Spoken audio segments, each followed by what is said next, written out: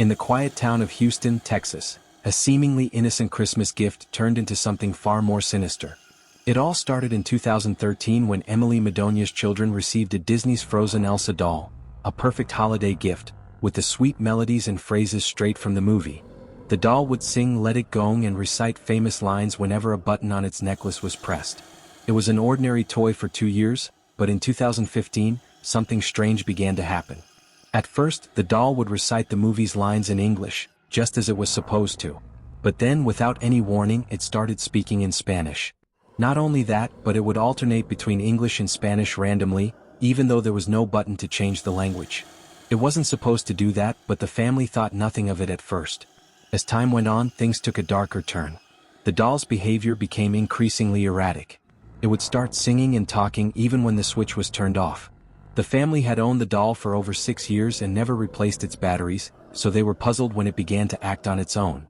Emily Madonia said that the doll would simply start singing "Let It Go" or recite phrases without any warning, scaring her and her children. The doll had taken on a life of its own. One cold December day in 2019, Emily and her family decided they had had enough. They couldn't take the eerie moments any longer, and so they threw Elsa away. They placed the doll at the bottom of their garbage, hoping to be rid of it for good. It was a final act of desperation, and they were certain they'd never have to deal with it again. But weeks later they discovered something truly unsettling. When Emily went to sit down in the living room, she noticed something strange. There, in the bench by the front door, was Elsa. The doll had made its way back into the house, no one knew how, and no one had seen it come back inside. The kids insisted they didn't put it there, and Emily believed them. There was no way they had dug through the garbage outside to retrieve the doll. It was an inexplicable mystery, and it was beginning to feel like Elsa had a mind of its own. The eerie events didn't stop there. After reappearing in the house, the doll's behavior changed even more. Elsa no longer sang in English at all. Instead, she would only sing in Spanish, and her movements became more erratic. The family was terrified, convinced that the doll was haunted by something they could not understand. Desperate for a solution, they double-bagged the doll, hoping to rid themselves of it once and for all. They carefully placed it at the bottom of their garbage, ensuring it would be taken away with the trash. But even then, the strange occurrences didn't end. After a short family trip, they returned home to find Elsa had made her way back to them, and this time she was sitting in the backyard. It was as if the doll had a will of its own, never wanting to leave the family's life. At this point, Emily and her family decided they had to get rid of the cursed doll once and for all. They didn't know where it came from, why it was haunted, or what dark force had taken control of it, but they couldn't live with it any longer. So, they mailed the doll away, sending it to a family friend in Minnesota, hoping to sever the connection. However, Elsa's story didn't end there. The family friend, upon receiving the doll, decided to tape it to the front bumper of his truck, thinking it might keep the doll out of his house.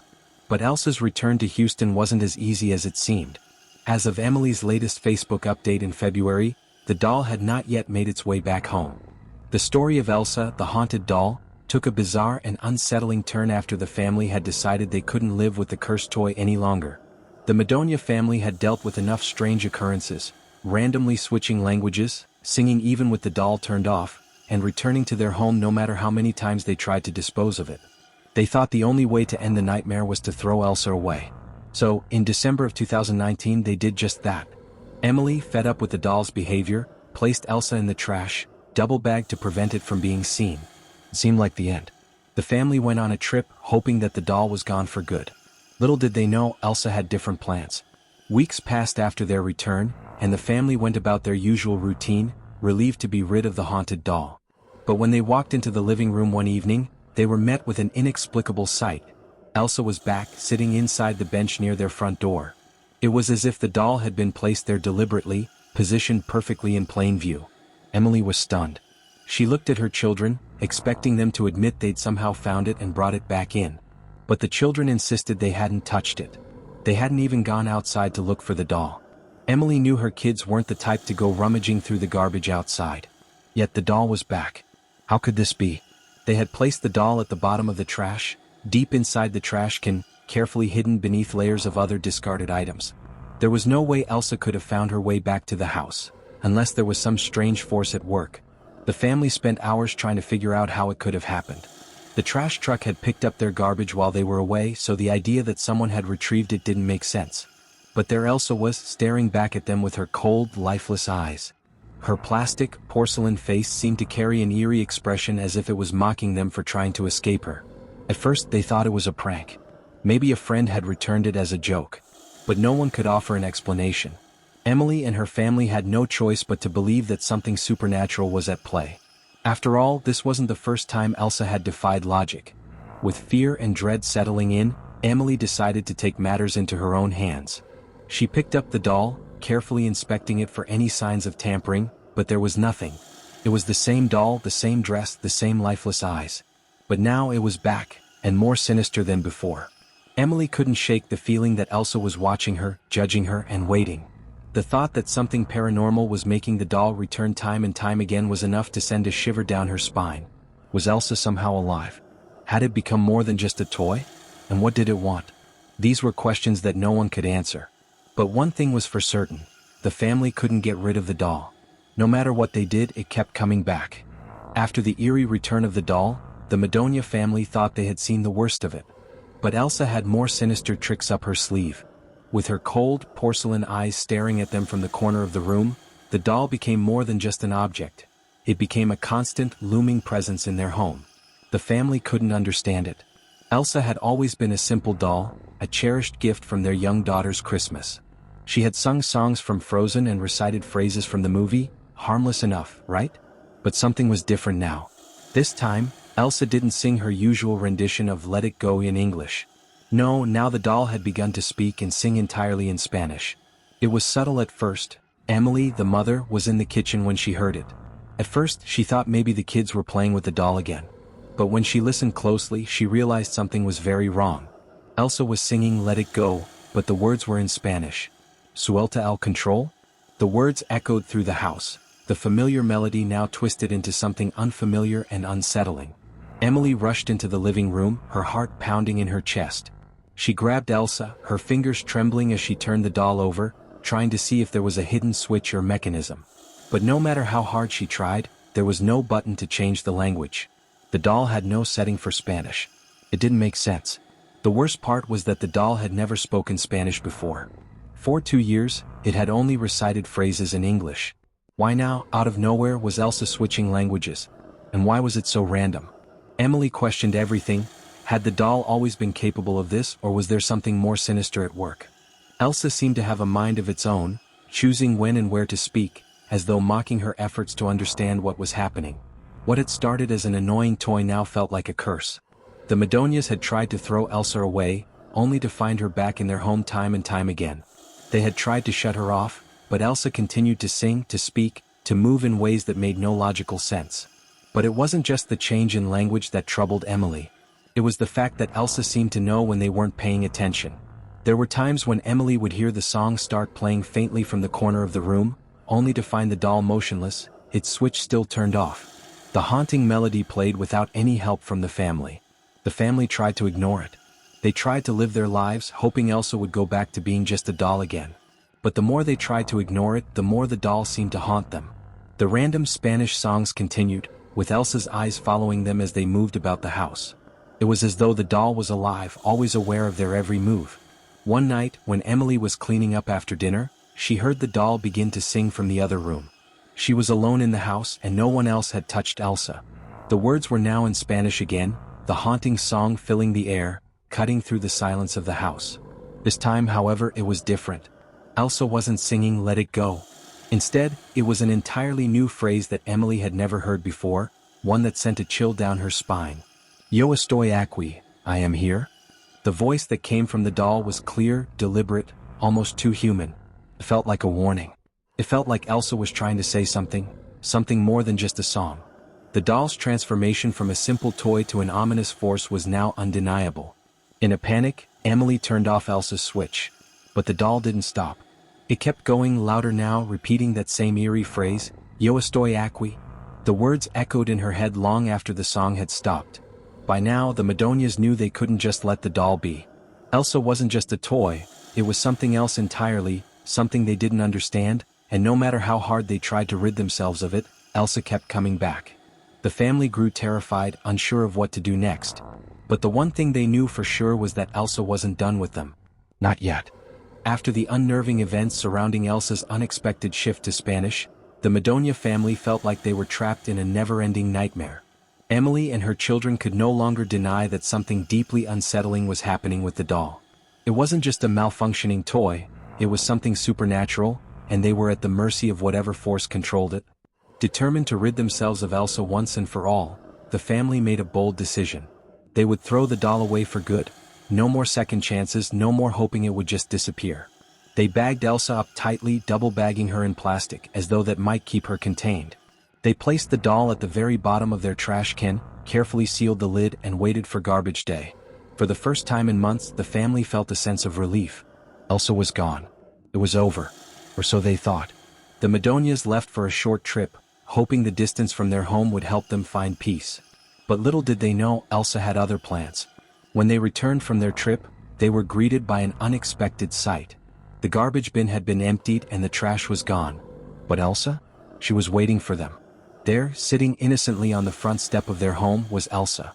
The same porcelain face, the same pale, lifeless eyes that seemed to follow them wherever they went. The doll had returned to the exact spot they had left it, the front step of their house, as if it had never been thrown away in the first place. It felt like a cruel joke, but the fear in Emily's heart told her otherwise. Elsa wasn't just a doll, it was a force, something far darker than they had ever imagined. What happened next sent a chill down Emily's spine. Elsa had not only returned, but now she had changed again. The doll no longer sang in either English or Spanish. Instead, Elsa simply stared at them, her silent gaze more terrifying than any song. There was an undeniable sense of malice radiating from her, as if she were daring the family to try to rid themselves of her once more. The house felt colder, and the once comfortable space the family called home began to feel foreign and hostile. Emily started to notice small things. The air seemed thicker when Elsa was nearby, as if something unseen was pressing against her chest, making it difficult to breathe. Shadows moved in the corners of the room, and at night, when the house was quiet, Emily swore she could hear faint whispers that seemed to come from Elsa. Terrified, Emily decided that the only option left was to send the doll away, far away from them. After all, they couldn't keep it. They couldn't even throw it away without it returning. There was only one thing left to do. She needed to give Elsa to someone else, someone far enough away that it couldn't come back to haunt her family. So, she sent the doll to a family friend in Minnesota. They wrapped Elsa up carefully as if handling a dangerous artifact and placed it in the box. But Emily didn't want to take any chances. She included a note with the package warning her friend about the doll's strange behavior, urging them to be cautious. The friend received the package and, laughing off the warning, decided to display the doll. They placed Elsa on the front bumper of their truck. The doll was now far from the Madonia home. Surely this would be the end of it. Elsa would never make her way back to Houston now. But the feeling of dread didn't leave Emily's mind. She couldn't shake the thought that Elsa wasn't finished yet. She wasn't ready to give up her grip on them. Weeks passed, and the family tried to move on with their lives, still haunted by the events that had transpired with the doll. But then, one evening, Emily saw a Facebook post from her friend in Minnesota. The post was simple, but it was enough to send a wave of terror through her entire being. The post showed Elsa, sitting on the friend's front porch. The doll had somehow returned. Again. The friend had attached Elsa to the bumper of their truck, hoping the distance would finally rid them of the curse. But Elsa wasn't having it. She had made her way back, crawling, sliding, or possibly even walking across the miles that separated them, until she had returned to the place she knew best, the Madonia's home. Emily was terrified. There was no escaping Elsa. The doll was everywhere. No matter how far they sent it, no matter how hard they tried to rid themselves of it, Elsa always found a way back. At this point, Emily felt helpless. She didn't know what to do next. How do you escape something like this? The doll wasn't just haunted, it was relentless, a force that couldn't be reasoned with. Elsa was no longer just a toy, it was a presence, a dark entity that seemed to feed off fear, tormenting the family at every turn. As the months went by, the family could only wonder, what was Elsa's purpose? Why was the doll tormenting them so relentlessly? And more importantly, how would it all end? One thing was for certain, Elsa would never be forgotten. And neither would the dark, chilling presence that had followed her from the very first moment she began to sing. The relentless torment of Elsa had driven the Madonias to the edge. The once peaceful home had turned into a house of horrors, and no matter how far they sent the cursed doll, it always found its way back. Emily could no longer ignore the terrifying reality that their family was trapped by a supernatural force. one that seemed beyond human understanding. As the days passed, the tension in the household grew unbearable. The house itself felt different, darker, heavier, as if an unseen presence loomed over them at all times. It was as if the walls were closing in. Elsa's malevolent energy seeped into every corner, turning their once familiar world into a nightmare. Desperate for answers, Emily decided to do some research. She scoured the internet, reading articles and watching videos about haunted dolls. She learned of the notorious cases of similar cursed objects, some of which had haunted families for years, never relenting, and others that had seemingly cursed their owners with an unexplainable terror. But as she dug deeper into Elsa's story, she found something far more chilling than she could have ever imagined. In an obscure online forum dedicated to paranormal activity, Emily came across a thread about a haunted Elsa doll, one with a shocking resemblance to the one she had. The user who posted it had described eerie paranormal experiences involving the same doll, a doll that was originally sold at a store in Houston where the Madonias lived. The experiences matched exactly what the family had gone through. The doll singing unexpectedly, switching languages, and returning even after being thrown away. Emily's heart raced as she read more. According to the thread, this particular Elsa doll was cursed by a previous owner who had performed a dark ritual in an attempt to bring their dead daughter back to life. The ritual had gone horribly wrong, and instead of reviving the girl, it had bound her spirit to the doll, imbuing it with malevolent energy. The spirit of the girl, angry and trapped, had cursed the doll, ensuring that it would bring pain and suffering to anyone who owned it. It was then that Emily realized the full extent of what they were dealing with. Elsa wasn't just a haunted doll, it was a vessel for a restless spirit, one that had been bound to the doll through dark magic. The spirit, forever trapped in the porcelain body, sought out new victims to torment, using the doll as a means of extending its influence. Emily's breath quickened as she processed this information. She had to act fast. Elsa's curse was not only terrifying but growing stronger with every passing day. If they didn't find a way to break the curse soon, they would be trapped in this never-ending nightmare forever. The family could no longer live in fear. They needed to confront the curse head-on. Emily reached out to paranormal experts, hoping they could help her rid her family of the cursed doll once and for all. One expert, a renowned psychic medium named Claire, agreed to visit the house. Claire had dealt with cases of haunted objects before, but she had never encountered anything quite like Elsa. When she arrived at the Madonia's home, she immediately felt the heavy atmosphere in the air, the oppressive sense of dread that seemed to permeate the walls. Claire could feel the energy of the spirit trapped in the doll, and it was angry, furious that its curse was being challenged. The medium sat down in the living room, her eyes closed in deep concentration. She began to speak softly, trying to connect with the spirit of the girl bound to Elsa. As she spoke, the temperature in the room dropped, and Emily's breath fogged in the air. Suddenly, the doll's eyes seemed to move, following Claire's every word. The eerie energy in the room grew stronger, and the medium's voice grew more urgent. The spirit of the girl began to make itself known. The voice that emerged from Claire's lips was not her own. It was the voice of a child, faint but unmistakable. The girl's spirit revealed that she had been a young girl who had tragically passed away. Desperate to return to life, her mother had turned to dark magic, believing she could bring her daughter back.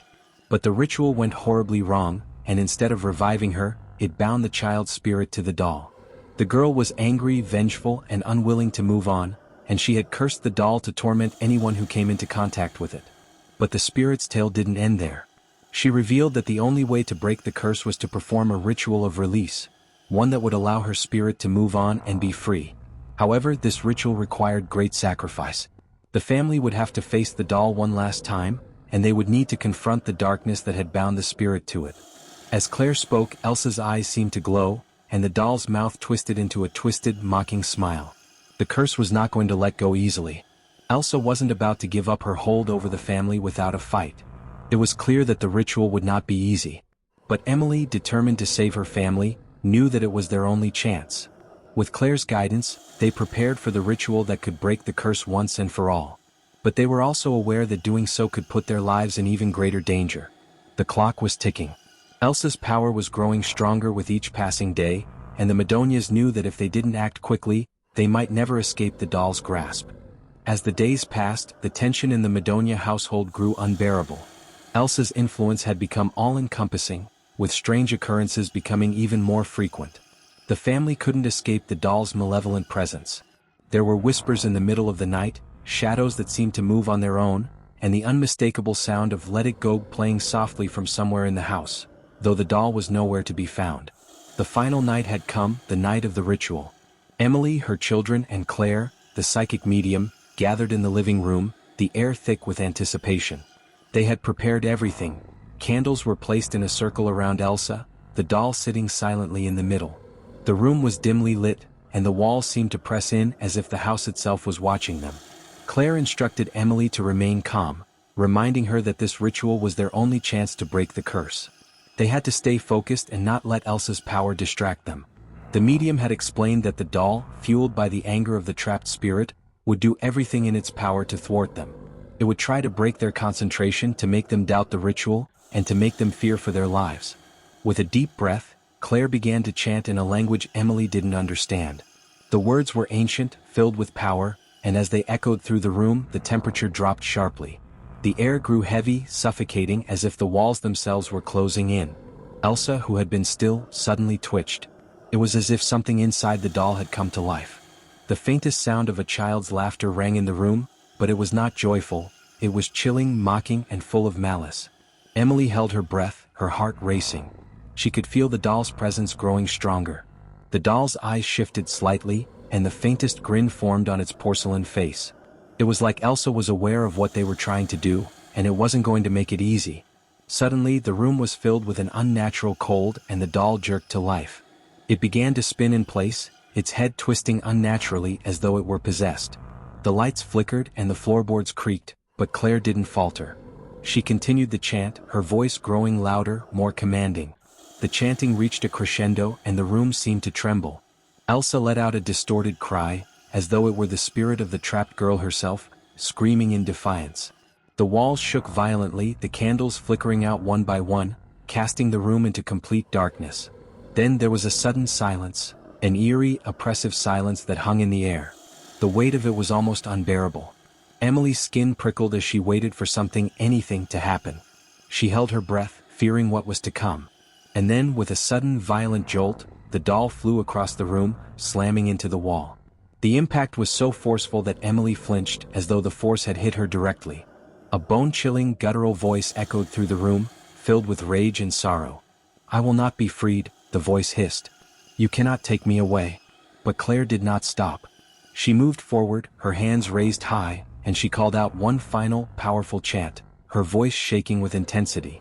The room seemed to grow lighter, the oppressive energy slowly lifting. The air crackled with energy as Emily watched, her heart in her throat. Elsa, still motionless on the floor, seemed to exhale a long, mournful sigh. Slowly it began to crack, its porcelain exterior splintering, as though the spirit inside was fighting to stay contained. The crack spread slowly across Elsa's face, breaking the illusion of the doll's lifelike appearance. The spirit, still trapped, screamed in anguish, but it was too late. The ritual had been completed. With a final, deafening crack, Elsa shattered. The pieces of the doll lay scattered on the floor, but the presence that had filled the room, the malevolent, angry energy, had dissipated. The room felt lighter, the oppressive weight lifting as the curse was finally broken. Emily, trembling but relieved, looked around at the family. The house, which had once been consumed by fear, was now still, the haunting presence of Elsa gone. They had done it. The curse had been lifted. But as they cleaned up the remains of the shattered doll, something strange happened. The small, broken pieces of Elsa seemed to pulse with a faint light, as though they were still alive, still containing a fragment of the spirit. A chill ran down Emily's spine as she realized that while they had broken the curse, the spirit of the girl might never be fully at peace. She couldn't help but wonder if Elsa's story was truly over, or if in some way the doll's shattered pieces were still watching, waiting for their next victim. The ritual had worked, or so Emily thought. The house felt lighter, the oppressive atmosphere had lifted, and the haunting presence of the doll seemed to have faded. It was as though Elsa's spirit had finally been set free, released from her porcelain prison. The Madonia family, exhausted but relieved, continued their lives, moving on from the terror that had consumed their home for so long. Months passed and the world seemed to forget about the haunted doll. The story had become a distant memory, a tale shared among friends and in online forums. The media had lost interest, and the family tried to return to a semblance of normality, though the shadows of those dark days still clung to them. Every now and then, Emily would think back to that eerie night, to the chilling moment when Elsa had shattered. But then, in early 2021, Emily received a strange message. It was from an unknown number, the text simple and cryptic. "I'm still here." Her heart sank as the words flashed across her screen. She quickly checked her voicemail, and there on the other end was the unmistakable sound of a voice that sent a shiver down her spine. It was Elsa's voice, but distorted in a way that felt more terrifying than it ever had before. "I'm still here," the voice whispered in both English and Spanish, just as it had in the past. "You can't escape me." Emily felt a cold sweat break out across her forehead as she realized the truth. Elsa's curse had not been broken. It had only been temporarily contained. The doll had not been destroyed, just shattered, leaving behind the remnants of its curse, a fragment of the vengeful spirit. The doll had been more than just a toy, it was a vessel for something much darker, something that couldn't be fully erased. The next night, Emily received a package, a small, unmarked box. Her hands trembled as she opened it, and there inside was the most chilling sight of all. A piece of Elsa's porcelain face, cracked and worn, with the faintest glimmer of life still within it. The eyes stared up at her, cold and unblinking, as though mocking her. The curse was not gone. It had simply found a new way to manifest. Desperate, Emily turned to Claire, the psychic medium who had helped them before. Together, they consulted with experts, conducted more rituals, and searched for any way to permanently rid themselves of Elsa's lingering presence. But no matter what they did, the doll's influence remained. It was as though Elsa had embedded herself into the very fabric of their lives, and no matter how far they tried to run, they couldn't escape her. Over the years, the Madonias moved to different homes, even leaving Houston for a quieter life, hoping that the distance would break the hold the doll had over them. But wherever they went, Elsa followed. It was never the full doll again, just pieces, fragments that seemed to appear out of nowhere. The cursed porcelain always in the most unexpected places. Under a bed, in a closet, inside a drawer. The family couldn't understand it. They couldn't fight it. As time went on, Emily began to question whether Elsa was truly just a doll, or if she had become something more, something that couldn't be stopped. The memories of the first days, the singing, the haunting messages, began to blur with the present. Every time they moved, they found traces of Elsa.